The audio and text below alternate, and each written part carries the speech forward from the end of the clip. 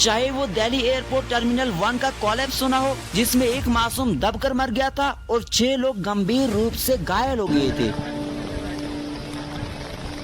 पूरा के रास्ते में जल ही जल है। तो काम बताया जा रहा है यहाँ बहुत हजारों करोड़ कर दिया गया, तो यहाँ कोई काम नहीं हुआ था क्या?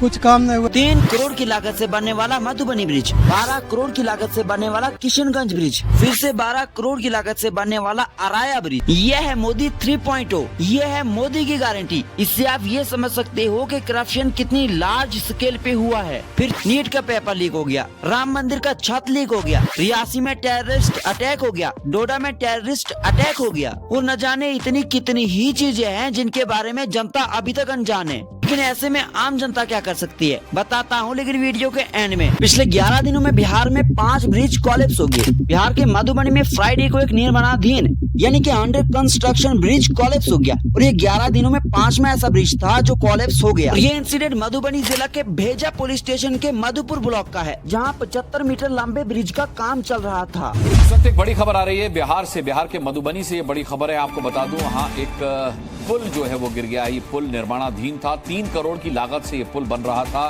पुल का एक हिस्सा नदी में गिर गया।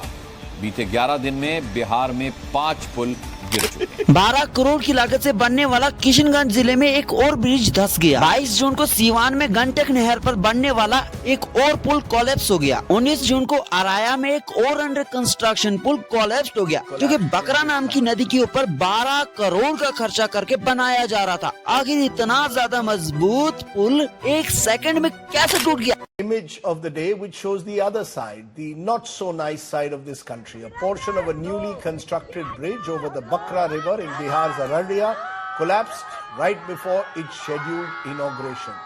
The bridge was constructed by the state government but was not open to the public as approach roads to the bridge were yet to be constructed. आखिर जनता के पैसों से बनने वाले ये पुल, जो कि गवर्नमेंट आपसे जीएसटी या फिर टैक्स के रूप में लेती है और इन पैसों को गवर्नमेंट डेवलपमेंट में लगाती है, तो क्या ये है वो डेवलपमेंट? और अगर आप ध्यान से देखोगे तो आपको पता चलेगा कि हर वो ब्रिज जो कोलैप्स हो चुका है वो अभी अंडर कंस्ट्रक्शन ही था, यानी कि वो अभी पूरी तरीके से बन के रेडी भी नहीं हुआ था। तो इसका मतलब ये कोई घटना नहीं बल्कि बहुत बड़ा स्कैम है जो कि लोगों के साथ किया जा रहा है। 3 करोड़ की लागत से बनने वाला मधुबनी ब्रिज, 12 करोड़ की लागत से बनने वाला किशनगंज ब्रिज, फिर से 12 करोड़ की लागत से बनने वाला अराया ब्रिज, और ये तो कुछ भी नहीं है, 1800 करोड़ की लागत से बनने वाला अयोध्या में श्री रामचंद्र जी के मंदिर की छत पहली ही बारिश में लीक हो गई और पानी छत के अंदर आ गया। मंदिर के मुख्य पुजारी आचार्य सत्येंद्र दास इस बारे में क्या कहते हैं, सुनिए। मंदिर बन गए हैं जहाँ रामलला विराजमान है, और जो आगे भी जगह बनी है उसमें एक ही पहली वर्षा में ही पानी चूने लगा, अंदर पानी भर गया था। इस पर ध्यान देना चाहिए कि जो बना है उसमें कौन सी कमी रह गई है। जिस अयोध्या नगरी में 1000 करोड़ का काम हुआ था, बीजेपी ये कहकर थक नहीं रही थी। आज पूरी अयोध्या नगरी में पानी भरा हुआ है, रेलवे स्टेशन की टूटी हुई दीवारें, पहली ही बारिश में राम पथ की धसी हुई रोड। आखिर जिस राम मंदिर के निर्माण में 35,000 करोड़ का खर्चा हुआ था, वहाँ की सड़कें इतनी कमजोर कैसे हो सकती है कि पहली ही बारिश में अपना दम तोड़ दें? जलवानपुरा के रास्ते में जल ही जल है। तो काम बताया जा रहा है यहाँ बहुत हजारों करोड़ कर दिया गया, तो यहाँ कोई काम नहीं हुआ था क्या?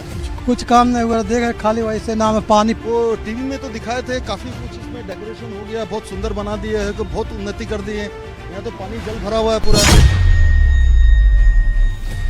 यह है मोदी 3.0, यह है मोदी की गारंटी। इससे आप ये समझ सकते हो कि करप्शन कितनी लार्ज स्केल पे हुआ है। फिर चाहे वो दिल्ली एयरपोर्ट टर्मिनल 1 का कोलैप्स सुना हो, जिसमें एक मासूम दबकर मर गया था और 6 लोग गंभीर रूप से घायल हो गए थे।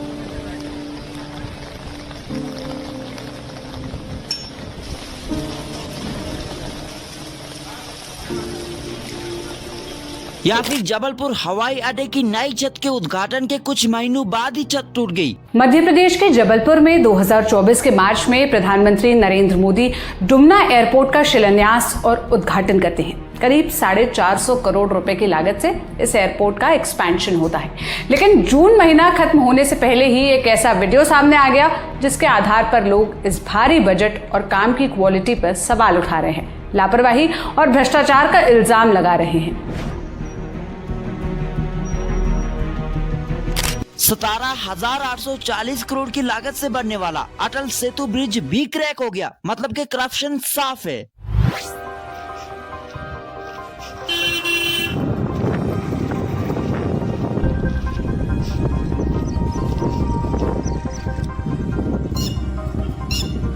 लेकिन ऐसे में आम जनता क्या कर सकती है बताता हूँ। लेकिन वीडियो के एंड में नीट का पेपर लीक हो गया, राम मंदिर का छत लीक हो गया, रियासी में टेररिस्ट अटैक हो गया, डोडा में टेररिस्ट अटैक हो गया और न जाने इतनी कितनी ही चीजें हैं जिनके बारे में जनता अभी तक अनजान है।